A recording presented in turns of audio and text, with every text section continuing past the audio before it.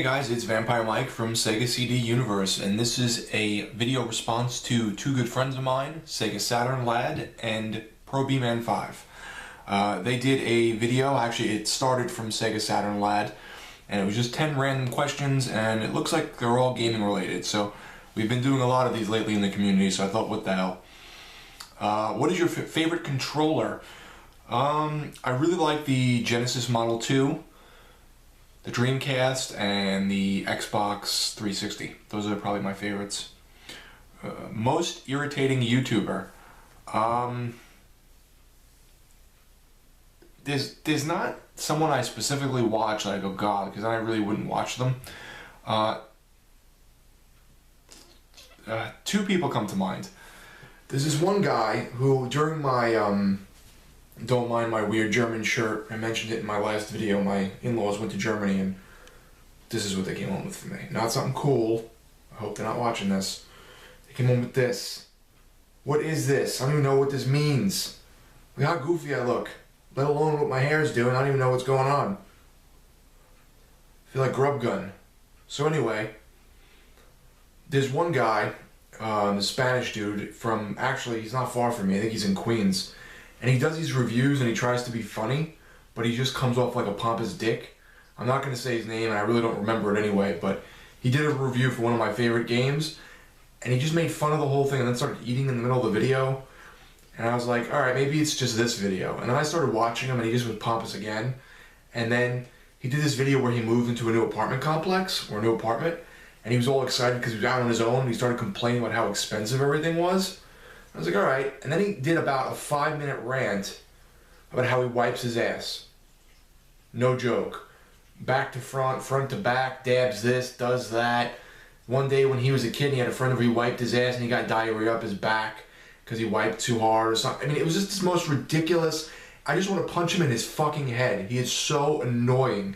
He is a stereotypical loudmouth asshole. And I see that in his videos, or the couple videos I've watched that I could get through, and I just cannot subscribe to him or like speak to him or anything. I can't. I don't even want to like be like, you're a dick. I just don't want to deal with him. When I don't find someone I like, when I find someone I don't like, I just don't deal with them. I'm not going to be negative or nasty to them. So that's one. The other one is this gentleman, and I'm going to take back the word gentleman. I don't think he's that. It's going too far and being too kind. He posted something on a video a while ago of mine where he called me a bitch. It was, what's it called? April Fool's, and I did a joke video about how I was going to stop reviewing games and I'm going to have a child and name it Fuku-san from the Shenmue series. It was like a joke. He wrote, well, look at your username now, bitch. And I'm like, who the fuck is this guy? And he just seemed weird, and rude. Then he realized the joke was on him because it was obviously not a real video, it was a joke. And he went, oh, April Fool's or something. And he realized like the joke was on him. I then went back and I looked at his videos and he's a complete fucking weirdo. And one video that he had, I think it was his most recent one at the time, was talking about how pedophilia is not something you should be chastised or arrested for. It's a sexual deviant thing that, some people deal with. What? I know people that did some freaky shit. If you like to look at kids or touch little kids, you should be castrated. Forget jail or prison. The dude's out of his fucking mind. So I blocked him on YouTube. I don't do that often. And I think I even found him on Facebook and blocked him there just so he could never find me. So those are the two people that piss me off the most. And I can't say their names because I'd rather not, and I don't even remember the first guy's name, honestly. So fuck them both.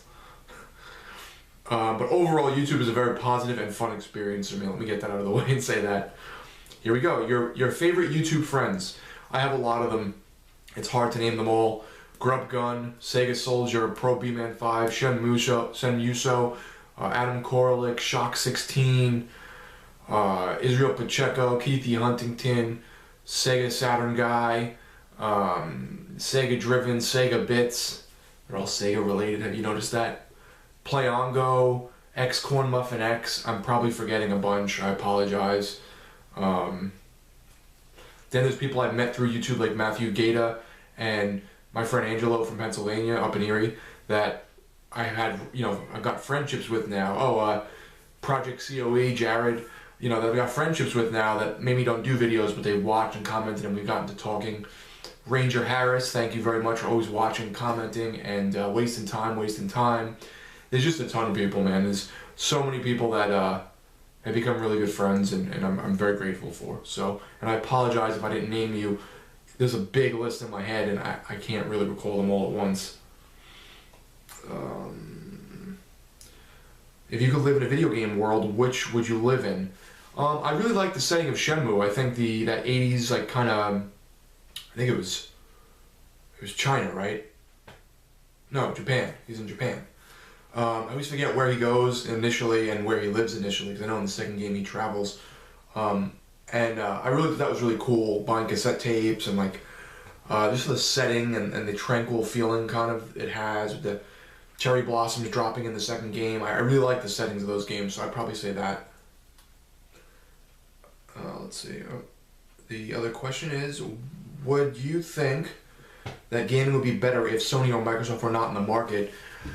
If you talk to Adam Korolek, who's a friend of mine here on YouTube and Facebook and all that jazz, he doesn't like Sony because he says that Sony came into the market and pushed Sega out of the market, and Sega and Nintendo were kind of the only two companies at that point, along with Atari, who I think was kind of falling off anyway. And you took a company like a conglomerate like Sony or a conglomerate like Microsoft, and they bring in a different way to play the game, so to speak. I don't mean play a video game, I mean play, the business side of it. And they pushed out Sega, who wasn't doing well after the Dreamcast, doing very poorly with the Saturn in certain areas. And I think it would be better. I don't know, I mean, I love the Xbox Online, the PS3 and 4, I never really played online, I play the Vita Online, that's a lot of fun. But I think Microsoft with their original Xbox really did online well, and it was a lot of fun. And my friends and I had hundreds and hundreds of hours of fun with playing online. So I can't knock that, but I do see that, Saturn was online. I know the original Nintendo was online with the Famicom to do lottery ticket type things, or they were going to. The Genesis and the Super Nintendo were online. So, I mean, I can't even say with the X-Band modems that they wouldn't have eventually done this and been online and gotten their own stuff. But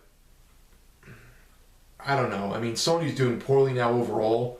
I know they just sold part of their computer part, the VIOS and their computer portion of their company away, or something like that. And their stocks are dropping, and their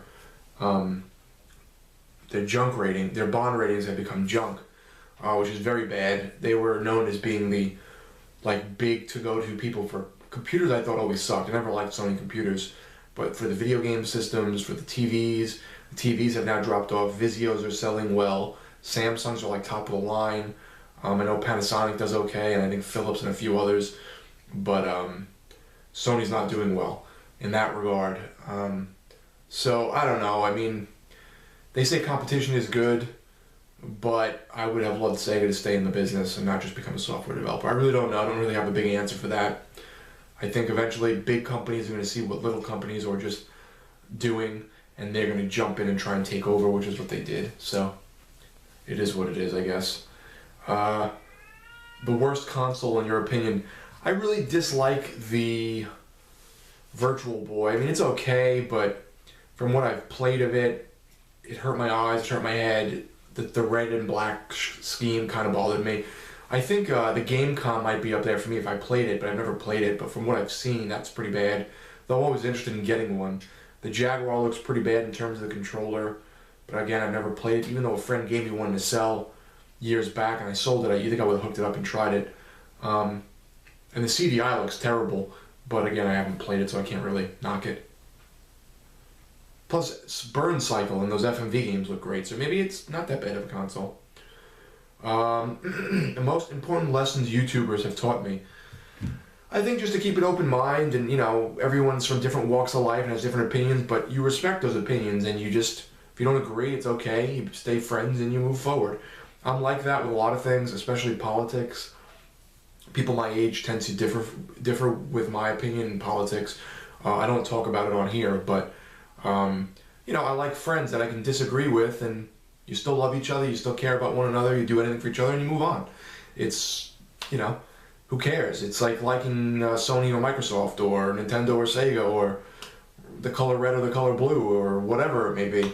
You like it, big deal. You don't like it, okay. Like, there's so many more important things. It's about being human and the inside of people, not what political affiliation they're with or what movie they like. Who cares?